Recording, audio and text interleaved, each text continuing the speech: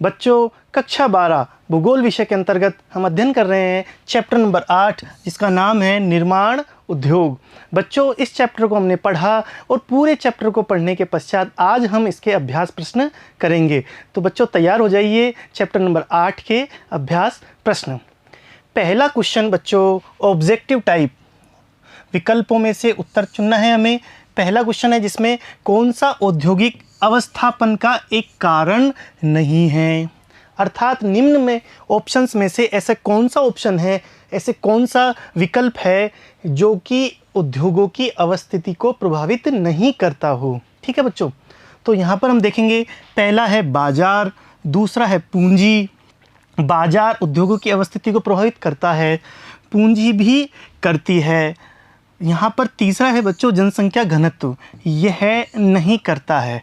और चौथा है बच्चों ऊर्जा, यह प्रभावित करता है। अर्थात इसका आंसर आएगा ग, जनसंख्या घनत्व, क्योंकि क्वेश्चन में पूछा गया था कि अवस्था का एक कारण नहीं है। ठीक है, 3 तो कारण है और तीसरा जो जनसंख्या घनत्व है ये इसका कारण नहीं है, इसलिए हमारा आंसर आएगा ग, जनसंख्या घनत्व।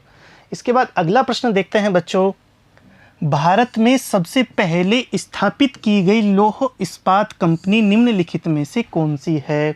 भारत में सर्वप्रथम, आधुनिक भारत की यदि मैं बात करूं बच्चों, तो सर्वप्रथम कौन सी कंपनी स्थापित की गई थी लौह इस्पात क्षेत्र में। पहला है भारतीय लौह एवं इस्पात कंपनी अर्थात इसको।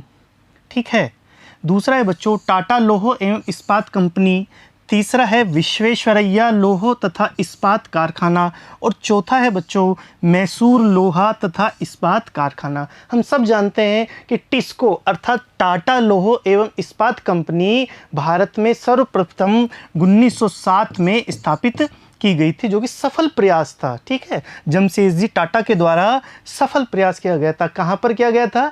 जमशेदपुर, जो कि वर्तमान में जमशेदपुर कहलाता है, और तात्कालिक रूप से साक्ची नामक स्थान पर, जो कि झारखंड में है बच्चों, वहाँ पर इसकी स्थापना की गई थी। हमने इसका अध्ययन किया था। ठीक है, तो सबसे पहले स्थापित की गई सफल लौह इस्पात कंपनी कौन सी है? टाटा लौह एवं इस्पात कंपनी 1907 में जमशेदजी टाटा ने इसका स्थापना की थी। ठीक है बच्चों, इसके बाद तीसरा प्रश्न है, मुंबई में सबसे पहला सूती वस्त्र कारखाना स्थापित किया गया था क्योंकि। ऐसे कौन सा कारण है जिसके कारण से मुंबई में सबसे पहला सूती वस्त्र कारखाना स्थापित किया गया था? आइए देखते हैं। पहला है बच्चों मुंबई एक पत्तन है, ये बिल्कुल सही बात है, मुंबई एक पत्तन है, इसका फ़ायदा सूती वस्त्र उद्योग को मिलेगा। दूसरा है यह कपास उत्पादक क्षेत्र के निकट स्थित है, ये बात भी बिल्कुल सत्य है कि यह जो क्षेत्र है वो कपास उत्पादक क्षेत्र के नज़दीक है, इस कारण से सूती वस्त्र उद्योग यहाँ पर पनपने का कारण बना। तीसरा है बच्चों मुंबई एक वित्तीय केंद्र था, ये बात भी बिल्कुल सत्य है कि मुंबई भारत की आर्थिक राजधानी कही जाती है, इस कारण से इसमें घ आंसर आएगा उपयुक्त सभी, अर्थात तीनों ऑप्शन यह सत्य है, इसलिए इसका आंसर आएगा चौथा घ, उपयुक्त सभी। ठीक है बच्चों, इसके बाद देखते हैं अगला प्रश्न, हुगली औद्योगिक प्रदेश का केंद्र है। हुगली औद्योगिक प्रदेश है, उसके केंद्र कौन सा है? पहला है बच्चों कोलकाता हावड़ा, ये बिल्कुल सही है। दूसरा है कोलकाता रिसरा, ये गलत है। तीसरा है कोलकाता मेदिनीपुर, ये भी गलत है। और चौथा है बच्चों कोलकाता कोन्नगर, ये भी गलत है। इस प्रकार से हमारा आंसर आएगा कोलकाता हावड़ा, इसके प्रमुख केंद्र है। किसके बच्चों? हुगली औद्योगिक प्रदेश के। ठीक है, जो कि कहाँ पर है? पश्चिम बंगाल प्रदेश में है। ठीक है, इसके बाद अगला प्रश्न है पांचवा, निम्नलिखित में से कौन सा चीनी का दूसरा सबसे बड़ा उत्पादक है? ये बच्चों प्रश्न है, इसके में हर साल हमने पढ़ाया था, उस समय भी बताया था कि महाराष्ट्र और उत्तर प्रदेश इन दोनों में कंपटीशन चलता है प्रथम और द्वितीय स्थान के लिए। चूँकि हमारी किताब में प्रथम स्थान पर उत्तर प्रदेश है और द्वितीय स्थान पर महाराष्ट्र है, इस वजह से इसका आंसर आएगा बच्चों महाराष्ट्र। दूसरा सबसे बड़ा उत्पादक कौन सा है? महाराष्ट्र। ठीक है, इसलिए वैसे इसमें बच्चों इसमें हर साल कंपटीशन चलता है, कभी महाराष्ट्र फर्स्ट पे आ जाता है तो उत्तर प्रदेश सेकंड पे आ जाता है, कभी उत्तर प्रदेश फर्स्ट पे आ जाता है, तो महाराष्ट्र सेकंड पर आ जाता है। ठीक है, लेकिन हमारी पुस्तक में ये दिया हुआ है कि उत्तर प्रदेश प्रथम पे है और महाराष्ट्र द्वितीय स्थान पर है। ठीक है, इस प्रकार के क्वेश्चंस इस तरीके से करने हैं। अगला प्रश्न है बच्चों जिनका आंसर हमें 30 शब्दों में देना है। ठीक है, इसका पहला क्वेश्चन है कि लौह इस्पात उद्योग किसी देश के औद्योगिक विकास का आधार है, ऐसा क्यों? ये क्वेश्चन पूछना चाह रहा है बच्चों कि लौह इस्पात जो उद्योग है वो किसी भी उद्योग का आधारभूत उद्योग किस प्रकार से हो सकता है, ऐसे कौन सा कारण है? की इंडस्ट्री हमने बताई थी, की इंडस्ट्री का मतलब होता है आधारभूत उद्योग, तो इसका कारण भी हमने बताया था। इसको लिखते कैसे हैं बच्चों, देखें, किसी देश के औद्योगिक विकास हेतु लौह इस्पात उद्योग एक आधारभूत उद्योग माना जाता है क्योंकि लगभग सभी प्रकार के उद्योगों के लिए विभिन्न प्रकार की मशीनों, उपकरणों तथा कल पुर्जों की आवश्यकता पड़ती है। ये सभी उपकरण लौह इस्पात उद्योग से प्राप्त होते हैं।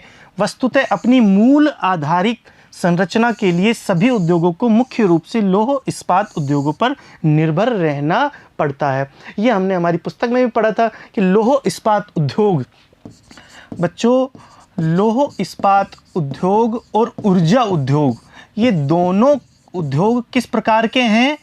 ये आधारभूत उद्योग माने जाते हैं, जिसे इंग्लिश में की इंडस्ट्री बोलते हैं। ठीक है, अब की इंडस्ट्री इन्हें क्यों बोलते हैं? मैंने बताया था आपको कि ये दोनों इस प्रकार के उद्योग हैं जिससे कि अन्य उद्योगों को सहायता पहुंचती है, अर्थात दोनों उद्योग अन्य उद्योगों के लिए आधार का काम करते हैं। किस प्रकार से आधार का काम करते हैं कि जहां लौह इस्पात उद्योग है वो अन्य उद्योगों की मशीनरी, कल पुर्जे, मशीन आदि चीज़ों के लिए लोहा या इस्पात उपलब्ध करवाता है। क्योंकि हम सब जानते हैं बच्चों सभी प्रकार के उद्योगों के लिए मशीनों की आवश्यकता होती है, और मशीन किस चीज़ से बनती है? लोहे से बनती है, इस्पात से बनती है। ठीक है, तो उस लोहा और इस्पात की आपूर्ति कौन सा उद्योग करता है?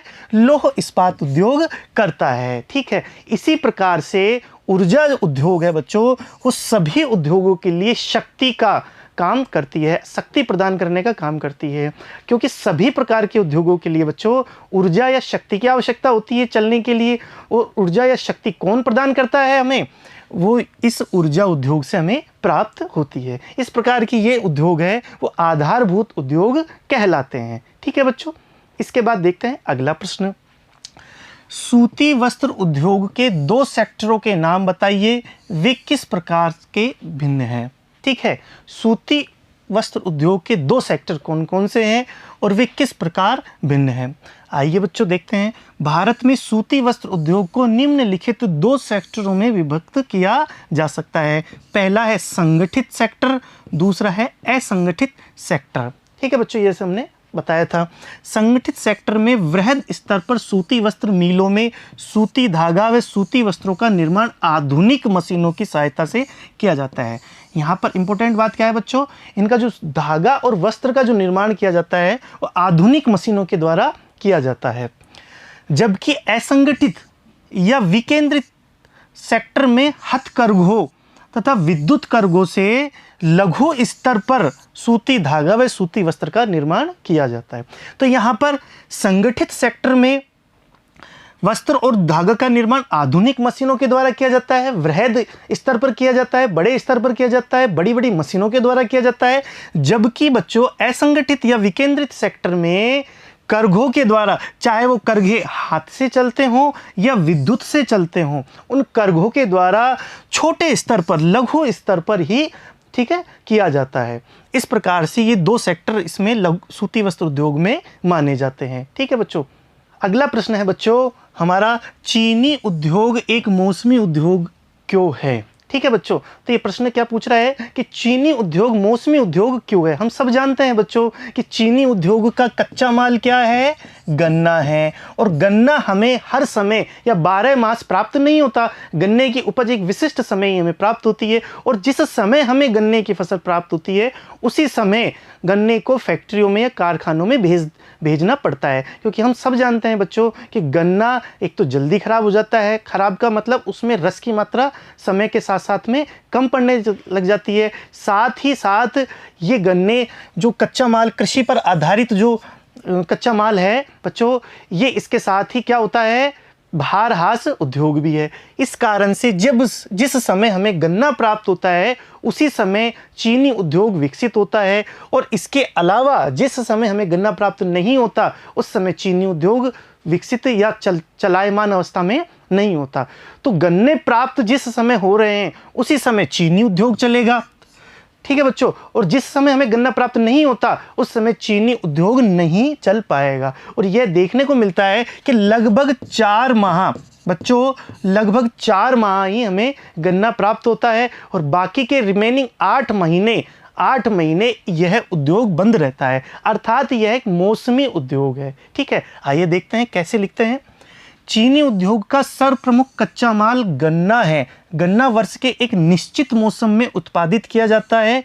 गन्ने को एक दिन से अधिक संग्रह करने पर उसमें सुक्रोज की मात्रा समय के साथ साथ कम होती जाती है, अतः चीनी मिलों को शीघ्र चीनी उत्पादन का कार्य करना होता है। वस्तुतः कच्चे माल या गन्ना जिसको बोलते हैं कि मौसमी होने के कारण चीनी उद्योग एक मौसमी उद्योग है। ठीक है, तो कच्चा माल चूंकि मौसमी है इस वजह से इसका जो उद्योग है चीनी उद्योग वो भी एक मौसमी उद्योग है, और ये इस उद्योग की एक बड़ी समस्या है। ठीक है बच्चों, इसके बाद देखते हैं अगला प्रश्न हमारा, पेट्रो रासायनिक उद्योग के लिए कच्चा माल क्या है, इस उद्योग के कुछ उत्पादों के नाम बताइए। हम सब जानते हैं बच्चों कि पेट्रो रासायनिक उद्योग के लिए कच्चा माल क्या है, पेट्रोलियम है। ठीक है, इसे हम कच्चा तेल भी कहते हैं, क्रूड ऑयल। ठीक है, पेट्रो रासायनिक उद्योग का कच्चा माल पेट्रोलियम अर्थात खनिज तेल होता है। इससे प्लास्टिक, पॉलीमर, रेशे तथा रेशों से निर्मित संक्रियक, संश्लिष्ट तंतु, कृत्रिम रेशे तथा कृत्रिम रबर इस उद्योग के प्रमुख उत्पाद है, जैसा कि हमने देखा था। ठीक है बच्चों, इसके बाद देखते हैं अगला प्रश्न, भारत में सूचना प्रौद्योगिकी क्रांति के प्रमुख प्रभाव क्या है। भारत में सूचना प्रौद्योगिकी क्रांति के प्रमुख प्रभाव निम्न हैं। हमने देखा था बच्चों ज्ञान आधारित उद्योग में सूचना प्रौद्योगिकी क्रांति देखी थी।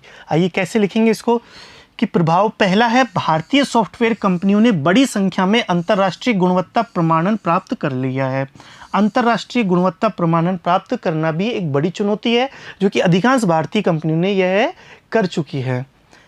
सॉफ्टवेयर उद्योग में बड़ी संख्या में नवीन रोजगार के अवसरों का सृजन हुआ है। लगातार रूप से बच्चों सॉफ्टवेयर उद्योग में नए अवसरों का विकास हुआ है, रोजगार की लगातार प्राप्ति हो रही है, और विदेशों से भारी मात्रा में इससे धन की प्राप्ति हो रही है, क्योंकि लगातार रूप से इस सेवा को हम निर्यात भी कर रहे हैं। ठीक है, तीसरा है, भारतीय सॉफ्टवेयर और सेवा सेक्टर द्वारा प्रतिवर्ष अरबों रुपए मूल्य के उत्पादों का निर्यात किया जा रहा है। ठीक है, इसके बाद देखते हैं बच्चों अगला प्रश्न, जिसका उत्तर हमें 150 शब्दों में देने हैं।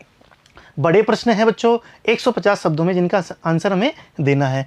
पहला प्रश्न है इसमें, स्वदेशी आंदोलन ने सूती वस्त्र उद्योग को किस प्रकार विशेष प्रोत्साहन दिया। बच्चों स्वतंत्रता से पूर्व ये स्वदेशी आंदोलन हुआ था, इसने सूती वस्त्र उद्योग को किस प्रकार से प्रभावित किया, ये चीज़ हमें यहाँ पर देखना है। सूती वस्त्र उद्योग भारत का एक महत्वपूर्ण परंपरागत उद्योग रहा है। ब्रिटिश शासनकाल की प्रारंभिक अवधि में अंग्रेजों ने सूती वस्त्र उद्योग को प्रोत्साहित नहीं किया। ये मैंने बताया था बच्चों क्यों नहीं किया था। आगे देखते हैं, अंग्रेज भारत में उत्पादित कच्ची कपास को ब्रिटेन में स्थित मानचेस्टर तथा लिवरपूल नगरों में कार्यरत सूती वस्त्र मिलों को निर्यात कर देते थे, और उन मिलों में तैयार सूती वस्त्र को भारत में विक्रय हेतु निर्यात कर देते थे। ठीक है, ब्रिटेन का यह कपड़ा वृहद स्तर पर मिलों में निर्मित होने के कारण भारत के कुटीर उद्योगों में निर्मित सूती वस्त्रों की तुलना में सस्ता होता था, और यह कपड़ा भारी मात्रा में इंडिया में भेज दिया जाता था, और सस्ता होने के कारण भारतवासी इनको खरीद लेते थे। लेकिन जो स्थानीय स्तर पर जो सूती वस्त्र का निर्माण होता था वो अपेक्षाकृत महंगा होता था। इस वजह से स्थानीय कुटीर उद्योग जो कि सूती वस्त्र में थे बच्चों, वो लगभग तहस नहस हो गए थे।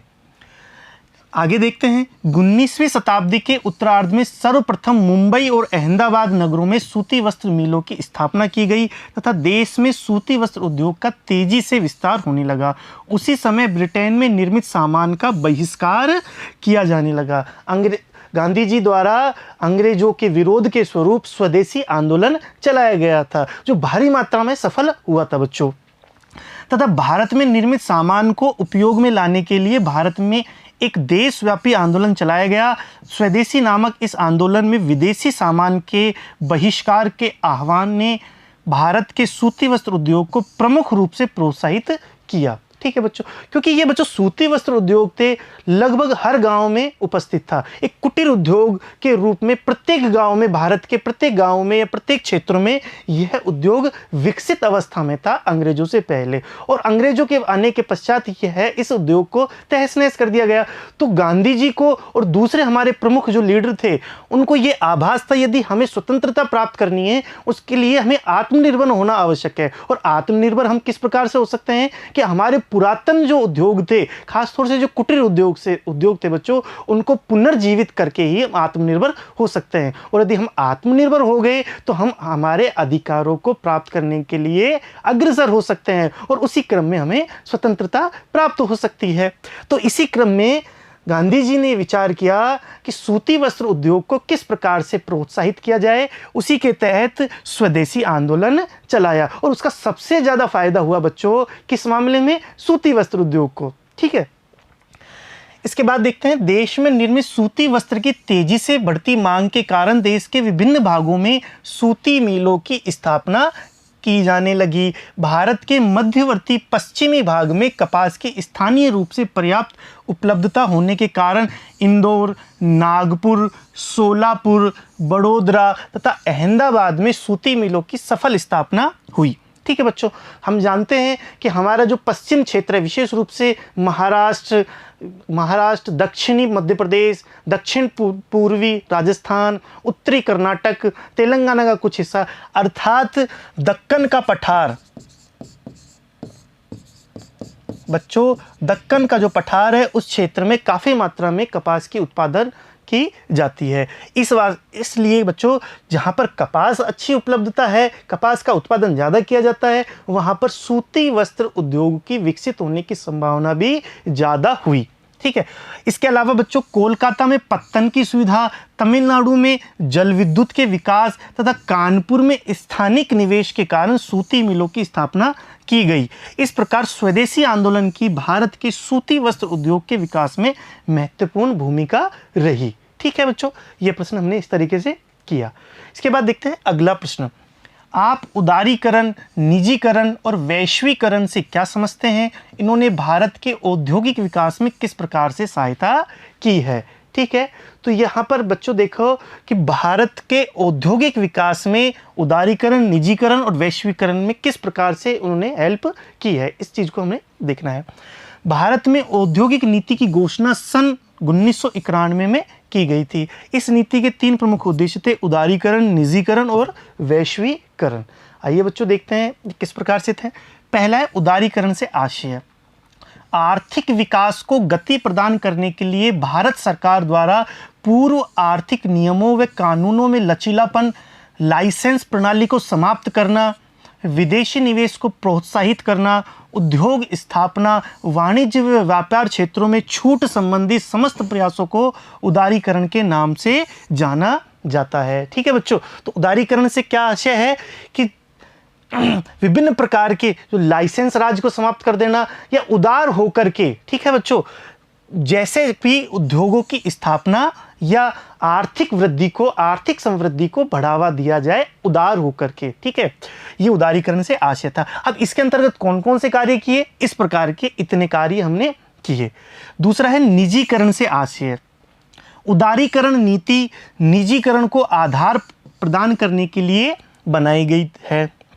सार्वजनिक व बहुराष्ट्रीय दोनों पूंजी निवेशकों को आकर्षित करने के लिए किया गया। ठीक है बच्चों। तीसरा है वैश्वीकरण से आशय। वैश्वीकरण का अर्थ है देश की अर्थव्यवस्था को विश्व की अर्थव्यवस्था के साथ एकीकृत करना। ठीक है, देश की अर्थव्यवस्था को विश्व की दूसरी जो अर्थव्यवस्थाएं हैं उनके साथ एकीकृत करना। इस प्रक्रिया के अंतर्गत सामान व पूंजी सहित सेवाएं, ठीक है, पूंजी, सामान, सेवाएं, श्रम और संसाधन एक देश से दूसरे देश को स्वतंत्रता पूर्वक पहुंचाए जा सकते हैं और ये किसी भी प्रकार की रुकावट इन क्षेत्रों में नहीं आती है। ठीक है बच्चों, तो इस प्रकार से हमने ये देखा। अब ये आर्थिक विकास में किस प्रकार से या औद्योगिक विकास में किस प्रकार से सहयोग हुए देखते हैं। उदारीकरण, निजीकरण तथा वैश्वीकरण भारत की औद्योगिक नीति 1991 के प्रमुख लक्ष्य रहे। इन लक्ष्यों के क्रियान्वयन से भारत के औद्योगिक विकास को पर्याप्त प्रोत्साहन मिला। ठीक है, इन कार्यों से भारत के औद्योगिक विकास को अच्छा खासा प्रोत्साहन मिला और ये लगभग बच्चों एक क्रांति के रूप में हुआ। इसके प्रमुख कारण निम्नलिखित रहे। पहला है बच्चों सुरक्षा, सामरिक अथवा पर्यावरण से संबंधित 6 उद्योगों को छोड़कर भारत सरकार ने सभी उद्योगों को लाइसेंस व्यवस्था से मुक्त कर दिया गया। इसके तहत केवल 6 उद्योग ऐसे थे बच्चों जो कि हमारी सुरक्षा और सीमा से संबंधित और पर्यावरण से संबंधित थे, जिनका होना आवश्यक था, उनका लाइसेंस लेना आवश्यक था। ठीक है, इसके अलावा इन 6 उद्योगों के अलावा जितने भी उद्योग थे बच्चों, उनमें लाइसेंस सिस्टम को खत्म कर दिया गया, अर्थात कोई भी उन उद्योगों में कार्य कर सकता है।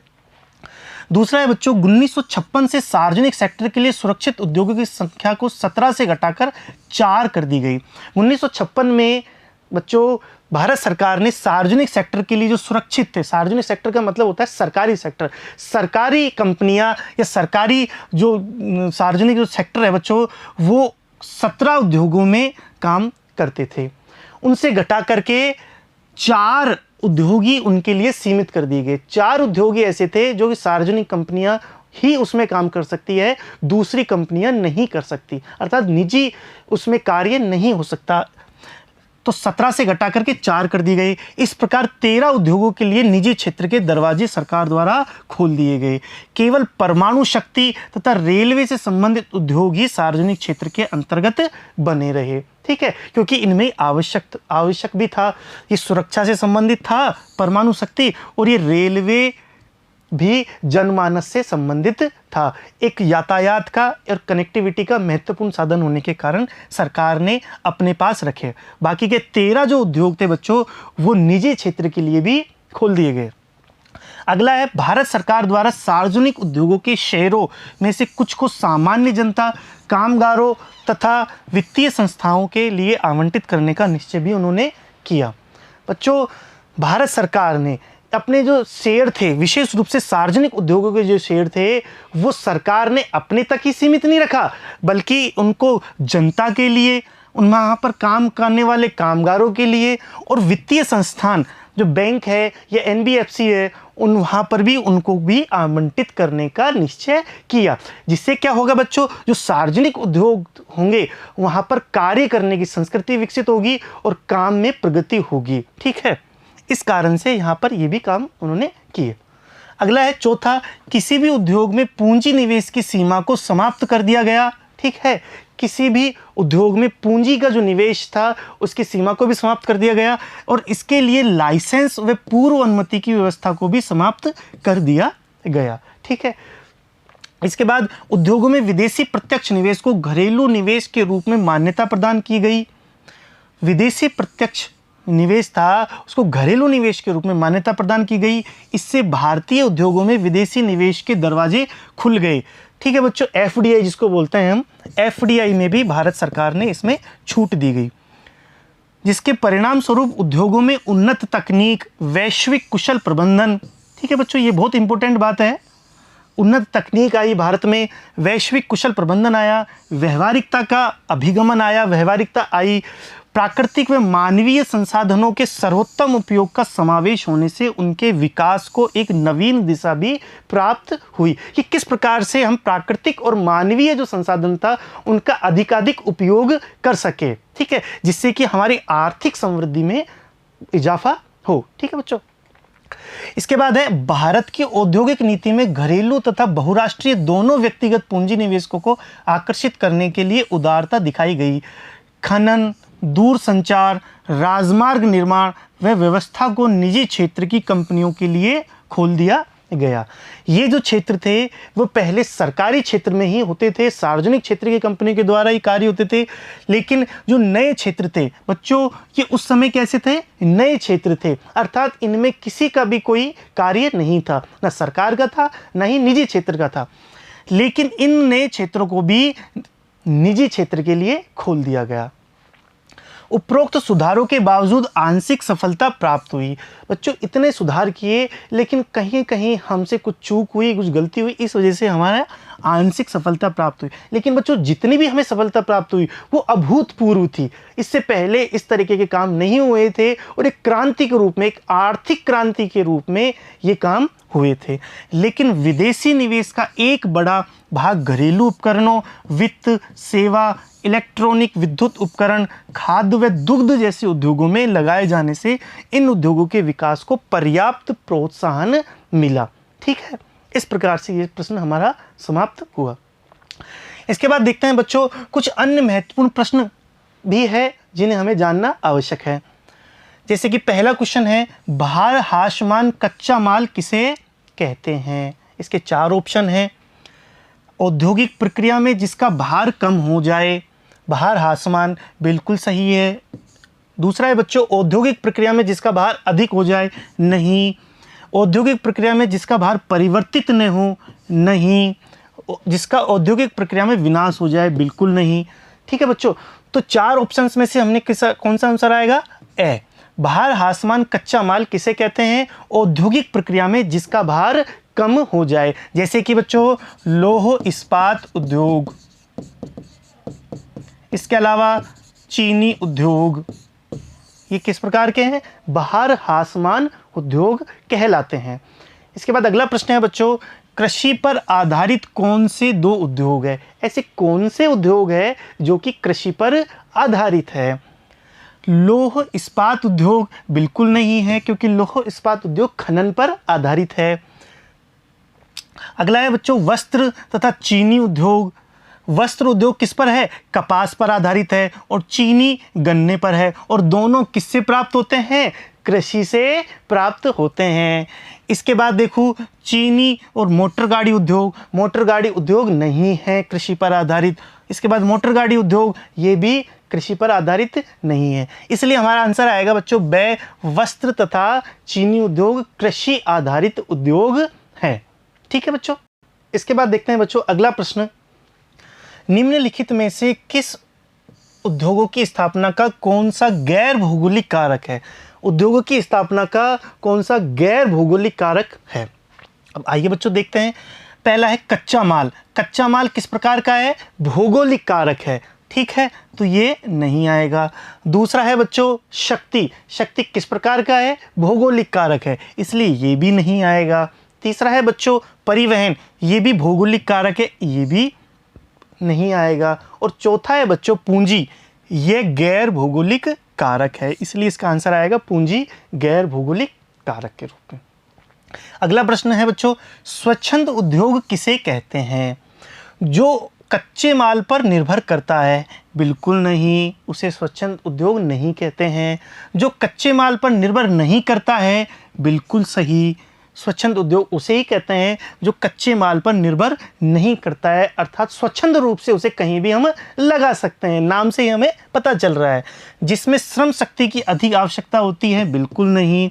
जिसके लिए जलापूर्ति आवश्यक है, बिल्कुल नहीं। स्वच्छंद उद्योग उसे कहते हैं जो कच्चे माल पर निर्भर नहीं करता, उसे कहीं भी हम लगा सकते हैं स्वच्छंद रूप से।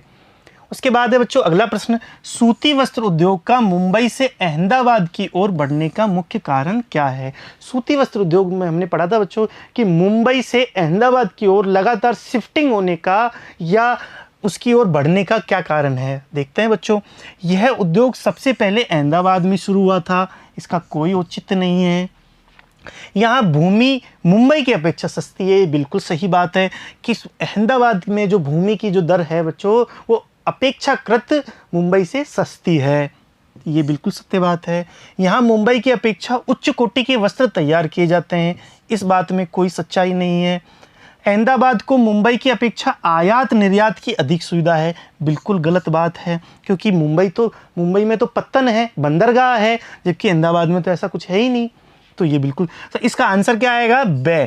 यहाँ भूमि मुंबई की अपेक्षा सस्ती है, इस वजह से मुंबई से ट्रांसफ़र होकर के सूती वस्त्र उद्योग अहमदाबाद की ओर शिफ्टिंग हो रहा है, अर्थात धीरे धीरे वहाँ उसका विकास ज़्यादा हो रहा है। ठीक है बच्चों, इसके बाद देखते हैं कुछ छोटे प्रश्न। निर्माण उद्योग से आपका क्या तात्पर्य है? कच्चे अथवा अर्धनिर्मित माल को मशीनों की सहायता से उपयोगी निर्मित माल में परिवर्तित करने वाली क्रिया को निर्माण अथवा विनिर्माण उद्योग कहते हैं। ये छोटी छोटी परिभाषाएं हैं, इनको हमें लिखना है और याद भी करना है। लौह इस्पात उद्योग को आधारभूत उद्योग क्यों कहते हैं? हमने देखा था बच्चों, क्योंकि अन्य सभी उद्योग इसी उद्योग पर आधारित होते हैं, इस वजह से इसे आधारभूत उद्योग या की इंडस्ट्री कहते हैं। भारत में सबसे पहला लौह इस्पात उत्पादक संयंत्र कब और कहां पर स्थापित किया गया था? 1907 में झारखंड के जमशेदपुर में, जो कि तत्कालीन साकची पर थी। ठीक है बच्चों, तो वहां पर सबसे पहला लौह इस्पात संयंत्र लगाया गया था। भारत का कौन सा लौह इस्पात संयंत्र कोयले पर आधारित नहीं है? ये कहाँ पर स्थित है? ऐसा कौन सा लौह इस्पात संयंत्र बच्चों जो कि कोयले पर आधारित नहीं है, अर्थात ऊर्जा की प्राप्ति के लिए कोयले पर निर्भर नहीं है? ठीक है, तो हम जानते हैं विश्वेश्वरैया जो लौह इस्पात केंद्र है कोयले पर आधारित नहीं है। ये कर्नाटक के शिमोगा जिले में भद्रावती नदी के किनारे भद्रावती नामक स्थान पर स्थित है। ठीक है बच्चों, इसके बाद देखते हैं अगला प्रश्न। भारत का सबसे पुराना वृहद लोहा इस्पात संयंत्र जमशेदपुर में स्थापित हुआ। इसके निर्माण निर्धारण के दो प्रमुख कारकों की व्याख्या कीजिए। सबसे पुराना लौह इस्पात संयंत्र बच्चों जमशेदपुर में हुआ, टाटा ने लगाया, हम सब जानते हैं। ऐसे कौन से कारक हैं, उनमें से दो प्रमुख कारण बताइए जिनके वजह से वो उस स्थान पर ही लग पाया। पहला कारण है बच्चों उच्च कोटि का हेमेटाइट लौह अयस्क 75 से 100 किलोमीटर दूर, मात्र मैंने बताया था कि 75 से 100 किलोमीटर दूरी पर ही उच्च कोटि का हेमेटाइट लोहा वहां पर मिलता है। झारखंड के सिंहभूम जिले की नोवा मंडी तथा उड़ीसा के मयूरभंज जिले की गुरु मैसानी खानों से प्राप्त होता है। ठीक है, तो मुख्य रूप से मैंने बताया था लौह इस्पात जो कारखाना है बच्चों दो चीज़ों पर निर्भर करता है, एक तो लौह अयस्क पर और दूसरा है कोयला पर। ठीक है बच्चों, तो दो प्रमुख चीज़ें इसके लिए आवश्यक है, इसके अलावा दूसरी चीज़ें भी आवश्यक है, लेकिन प्रमुख रूप से चूंकि कच्चा माल इसके लिए दो ये है, और कच्चे माल बाहर हास उद्योग होने के कारण ये कच्चे माल वाले स्थान पर ही लगाया जाता है। और यहाँ पर जहाँ पर जमशेदपुर में ये दोनों बहुत अच्छे तरीके से प्राप्त होते हैं। दूसरा है कोयला, 160 से 216 किलोमीटर दूर झरिया तथा रानीगंज की खानों से कोयला हमें प्राप्त हो जाता है जमशेदपुर में। ठीक है, इस वजह से इसके मुख्य जो निर्धारण कारक है वो इस प्रकार से हैं। अगला है बच्चों मुंबई को भारत का कपास का विराट नगर क्यों कहते हैं? कॉटनोपोलिस ऑफ इंडिया। ठीक है, कॉटनोपोलिस ऑफ इंडिया या कपास का विराट नगर मुंबई को क्यों कहते हैं? क्योंकि यहाँ भारत में सूती वस्त्र उद्योग का सबसे बड़ा केंद्र है, इस वजह से। अगला है सूती वस्त्र उद्योग के लिए आर्द्र जलवायु क्यों आवश्यक है? क्योंकि सूती धागा शुष्क जलवायु में बार बार टूटता है। ठीक है, जबकि आर्द्र जलवायु में ऐसा नहीं होता, इसलिए इस उद्योग के लिए आर्द्र जलवायु आवश्यक है। ठीक है बच्चों, इसके बाद चीनी उद्योग गन्ना उत्पादक क्षेत्रों में ही क्यों पनपता है? क्योंकि गन्ना भारी तथा नाशवान एवं हाशमान कच्चा माल है जिसे अधिक दूरी तक नहीं ले जाया जा सकता। इस वजह से चीनी उद्योग गन्ना उत्पादक क्षेत्रों में ही लगाया जाता है। हम सब जानते हैं कि चीनी उद्योग कैसा है, बाहर हास उद्योग है। ठीक है, या हासमान कच्चा माल के आधार पर इसको लगाया जाता है। अगला है बच्चों पेट्रो रसायन क्या होता है? पेट्रोलियम से प्राप्त किए गए रसायनों को पेट्रो रसायन कहते हैं। ये छोटी छोटी परिभाषा है, छोटी छोटी चीज़ें हैं, इन्हें हमें लिखना है। 1 या 2 नंबरों में ये ऐसे छोटे क्वेश्चन आते हैं और हमें याद भी करना है बच्चों। लास्ट प्रश्न है हमारा, मुंबई पुणे औद्योगिक प्रदेश का मुख्य उद्योग कौन सा है? हम सब जानते हैं बच्चों, हमने पढ़ा भी था कि मुंबई पुणे औद्योगिक प्रदेश का मुख्य उद्योग सूती वस्त्र उद्योग है। ठीक है बच्चों, इस प्रकार से हमने आज अध्याय 8 के प्रश्नोत्तर करे। बच्चों अगली क्लास में हम अध्याय 9 पढ़ेंगे। धन्यवाद।